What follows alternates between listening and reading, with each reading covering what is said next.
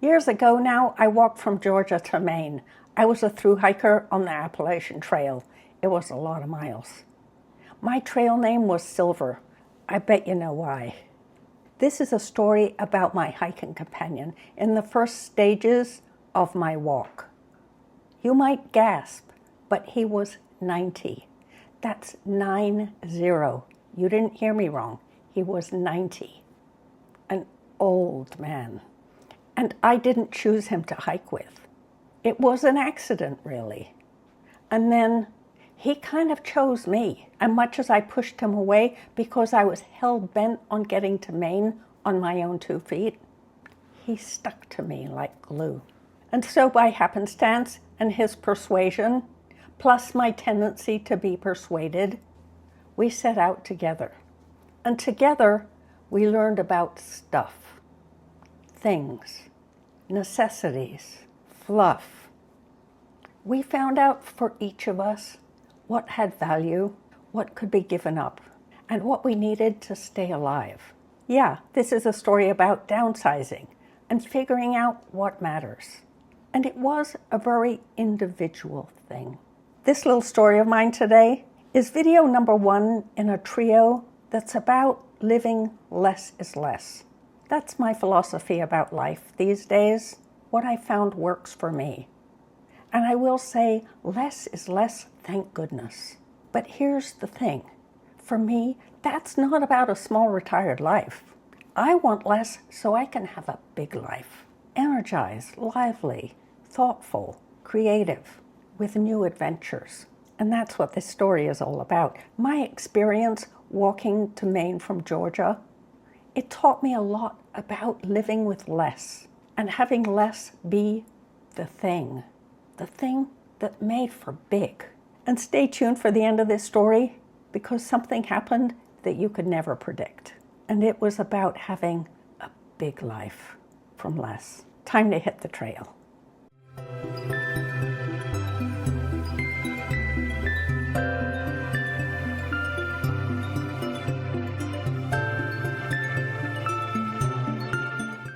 Knowing me, I'll get into my story and I'll forget to ask you to subscribe. It really helps my channel if you do that, so I'd appreciate it if you hit that button.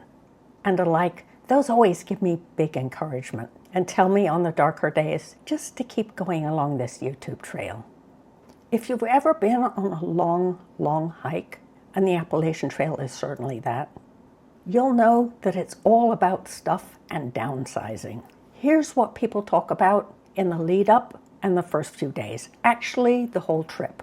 How big is your pack? How much does it weigh? That establishes a bit of a strange pecking order and all kinds of geekiness about gear, resupply, mileage. Yes, that takes up much of life on the trail. Well, that and putting one foot in front of the other, watching for the white blazes, and keeping on, mile after mile.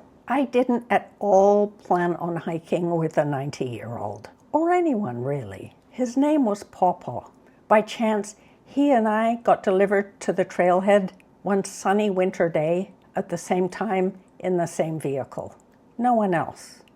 We hopped out, and since there was just 2 of us, maybe even the only 2 that day because it was so early in the season, together we made our way to the rock that marks the beginning of the trail. And at that point, I let him disappear out of sight, and I sauntered towards the first shelter. It was maybe 2 or 3 miles up the trail. I didn't care that day to go very far. It was late in the day already, and with winter, the sun was fast falling. And I wasn't used to the routines of setting up camp, getting water, getting things sorted out, and I knew that would take some time. Evidently, I had made the mistake of telling this 90-year-old gentleman my plan. I arrived at the shelter, and there he was, eating his dinner, munching away like he was supposed to be there. At that time of my life, I was at a crossroads. I had no idea what I was going to do going forward. And then, as it happened, much of my stuff got stolen, but as luck would have it, it was covered by renter's insurance. So after I got compensated, it was enough money for me to take a trip on the trail. And I'd always wanted to do a long hike like that. I don't know why, but it had kind of stuck in my head. Paw, on the other hand, that was his name, he told me he'd checked the forecast, saw the sun was shining, and it would be for the next 5 days. And he drove to the trail. His daughters had wanted him to move in with them. He wasn't having any of it. So yes, he fled his life. And there we were. He eating bits and pieces, dry, from a package of freeze-dried camping food, horrible stuff, and me with no idea how to set up my evening.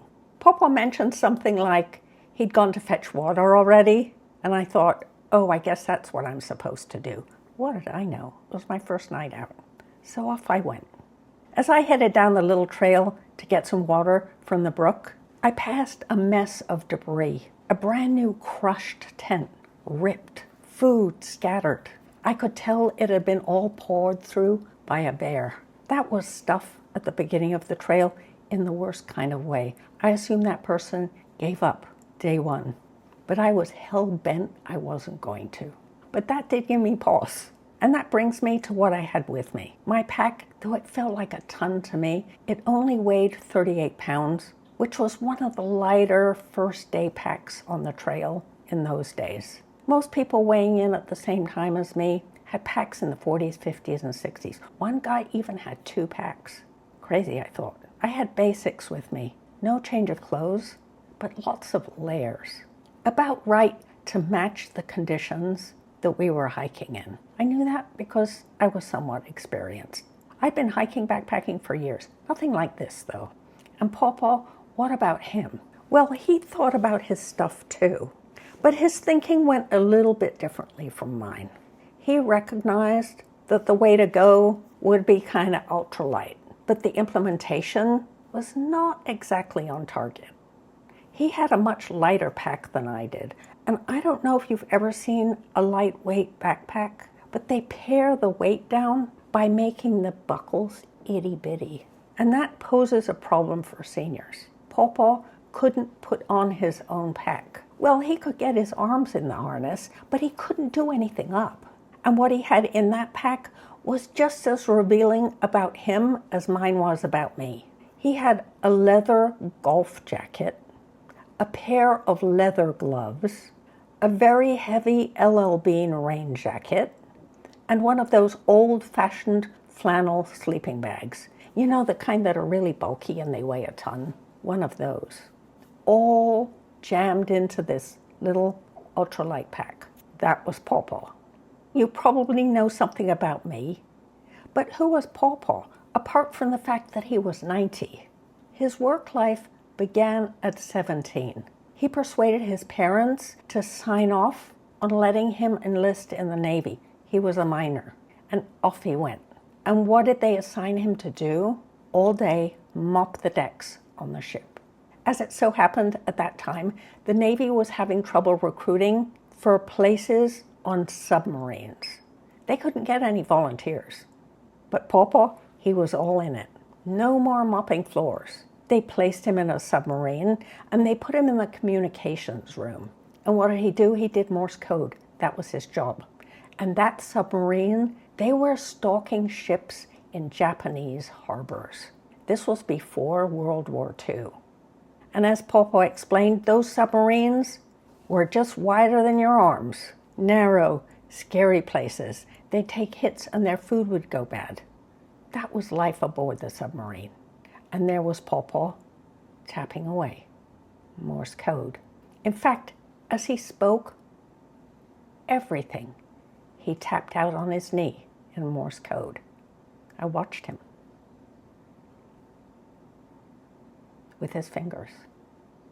And there he was on the trail. I got a little sketch about his life that very first night. And no, I didn't have any wish to hang out with him. And I figured he'd get up before me in the morning, and off he'd go, and I'd never see him again.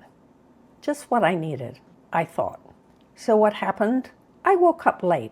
I'm not an early riser, and I was tired, beat from just getting on the trail. And there he was, sitting on the edge of the shelter, biding his time, not doing a whole lot of anything. He'd done with his breakfast, he'd got his water. He was just waiting until I woke up, had my own breakfast, drank some coffee, and then we'd go together. He had decided that. I guessed I had to go along. So we walked for a little bit, lugging the packs. The pack seemed so heavy and I felt like a slug. I thought, I'll never make this. I tried again and again to shake him. Perhaps that first day we didn't even have lunch together. I was trying that hard not to be around him. I was in a space in my life where I was tired of taking care of people. I felt like I'd taken care of people for decades, and I had. And this was to be a time for me. No way was I going to hang out with a 90-year-old. But as we came to early afternoon and I had deliberately lagged behind him, I could see him up ahead, staggering up a long hill. Staggering. And he was that ashy gray color that told me there must be a heart issue. At that point, it looked like I might be the only resource he could have between him and meeting his maker. So I flagged him down. And what did he say? Silver, I have a pacemaker. And I thought, oh, Lordy. Oh. Pawpaw, catch your breath. We're going to sit for a moment. So we sat for a moment and I made him drink some water. I slowed down myself. And then I told him, Pawpaw, we're going to walk to that oak tree. That's what we're going to focus on right now. So we both got up and we started to walk. We got to that oak tree. After that oak tree, I pointed out a rock and I said to him, Pawpaw, we're going to walk to that rock. And so we walked to the rock. And that's how we proceeded up that long hill. I got Pawpaw to the top and I dragged myself up under my heavy pack, feeling like my feet were being driven into the ground. But we made it. We set up camp a couple miles beyond that, as was my plan. And Pawpaw, he put his tarp thingy right next to mine.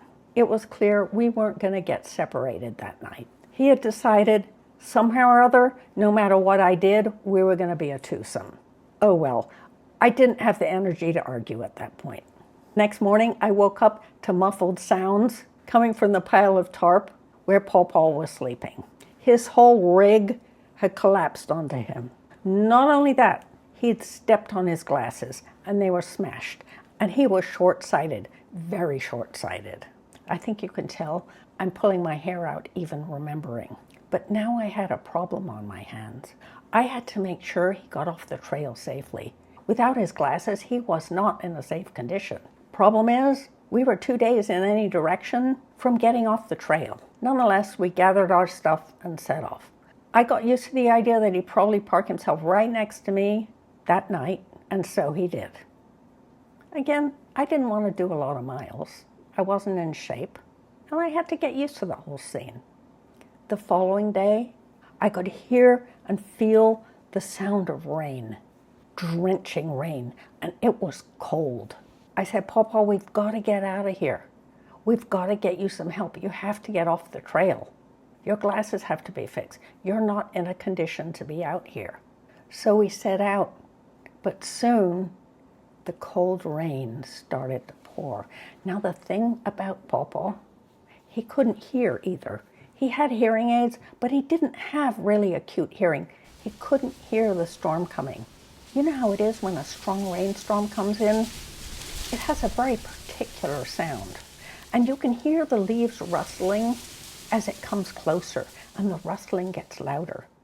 He missed all of that because it wasn't compatible with his hearing. At least he hadn't stepped on his hearing aids. So there was that. And then I found out that although he brought a cell phone, he didn't know how to use it. So I had to do it for him, and I was bound to deliver him to the spot where he could be picked up by the hostel folks and taken to a warm and dry place. And in the meantime, there we were in the drenching rain. Pawpaw not hearing the rain coming in, not being able to get into his pack, not being able to see, in a leather golf jacket and leather gloves. And there was I in the position of thinking, I probably had to rescue him from this situation. It was not good. Anyway, in the process of putting him in his pack, because he was unable to do it himself, I got drenched with cold water. And then I knew I'd need as much of a rescue as he did. So I was glad to be picked up by the hostel folks as well.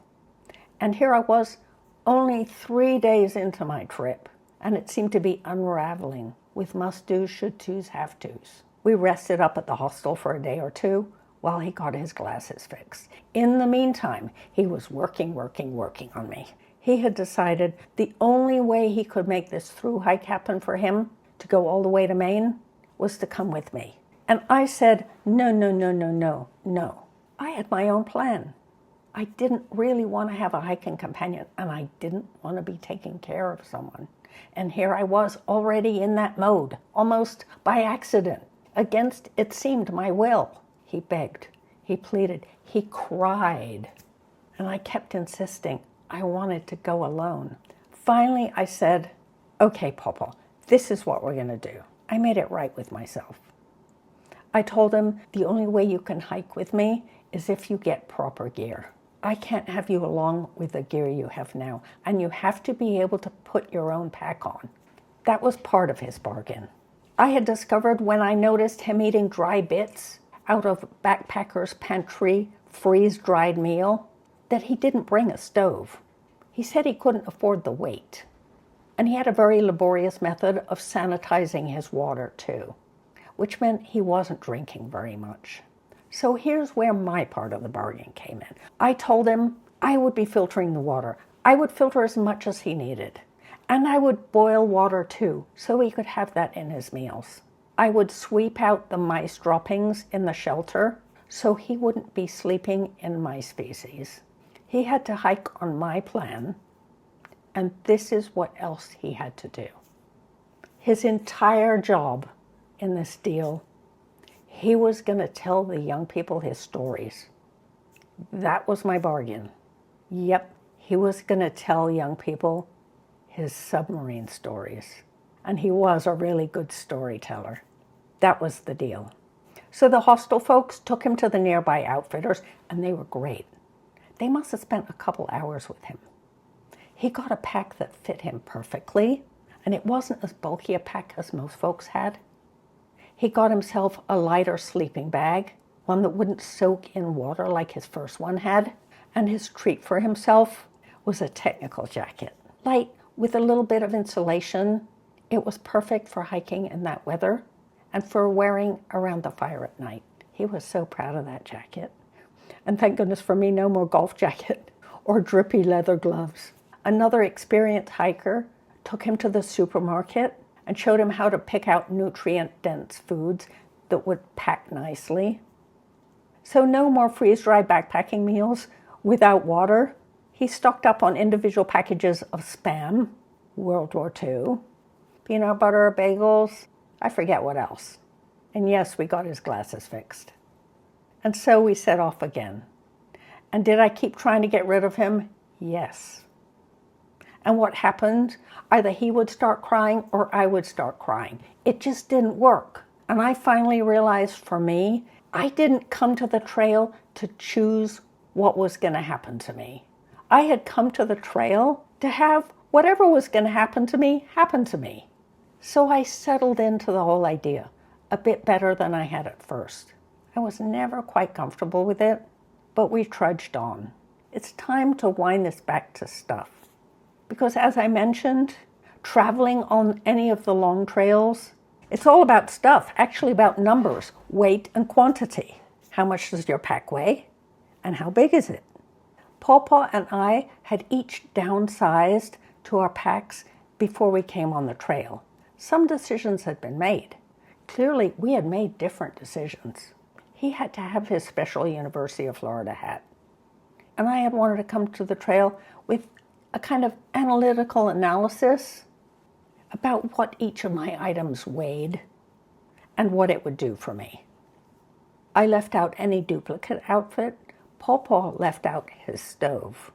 I could carry a few more warm items because mine were light. Pawpaw was hampered by his old-fashioned flannel sleeping bag, which sucked up rainwater, and his heavy leather golf jacket, which pretty much did the same.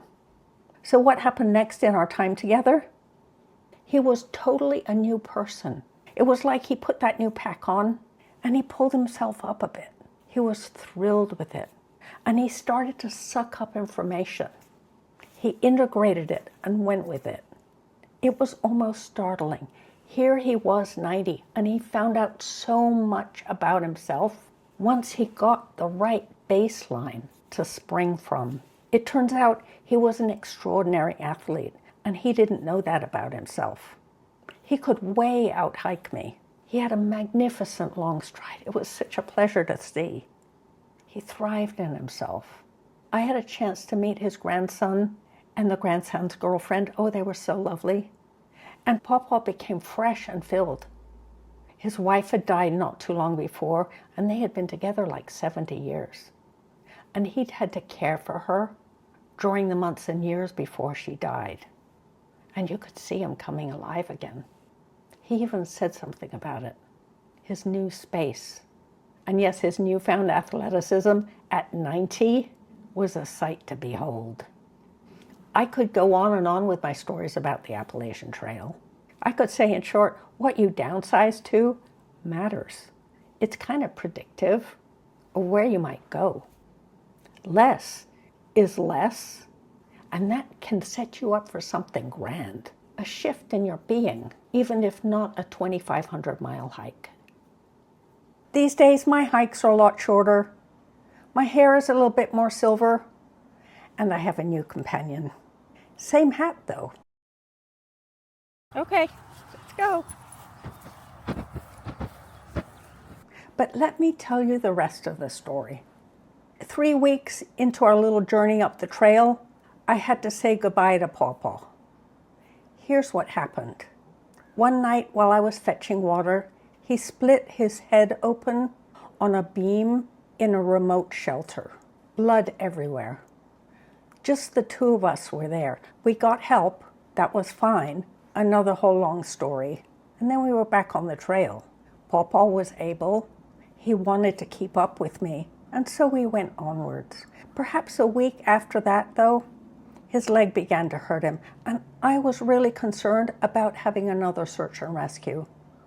It's really not fair to search and rescue volunteers to be going out into remote areas when you're injured and the odds of needing a rescue are high. That's my view. So I called his lovely grandson and asked him to come and fetch Pawpaw. And he did. As it turned out, Pawpaw had osteoporosis and his bones were getting a little bit fragile.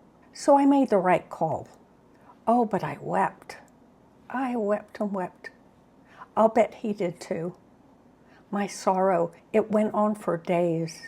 I knew not why. I had tried to get rid of him for so long, and here I missed him. As for me, I fumbled along the trail for the next few months. I was out there 6 months in all. And yes, I got from Georgia to Maine, walked all that way, but I didn't reach the end. Perhaps 150 miles short of the end, my leg gave out. Actually, it wouldn't go another inch. It was like the Tin Man running out of oil. I got all stiff. Nothing would work all of a sudden. As it turns out, the injury is permanent, and I could never lift that kind of weight again. I was never able to finish my thru-hike. And that brings me grief even now. But I haven't told you the rest of the story. It gets better, because there was more Pawpaw. Several years after I got off the trail, it must have been 4 or 5, I got a call from Pawpaw. I can't remember exactly what the context was, but I imagine it was out of the blue. And so he and I talked. And what do you know? At 95, he was out on the trail again, trying to hike from Georgia to Maine. And yes, he happened to mention his equipment. He was so proud of that pack. It's as though once he owned it, he had to be that person. It gave him at 95. But 95 wasn't even the same as 90. The very first day out, evidently he fell. Luckily for him, there were other people on the trail, including a doctor, so he got out safely. But that pretty much ended his ambitions for doing any kind of long-distance walking. At 95, yes, he had to hang up his pack. Pawpaw, if you're up there, I'm thinking about you. I can see you striding across the heavens. How many miles must have you covered by now? I did shed pack weight as I went along, but I don't think that's the most important part of this story, except I dumped my camera. So of course, I have no photos to show you. And I'm sorry about that. But when you're downsizing, thinking about weight and volume, how much you might really need to go forward to give you an adventure, that's what happens sometimes. Later on, you might have lost something you wanted. And that's enough from me for now. Don't forget to subscribe and we'll talk soon, all right? See you then.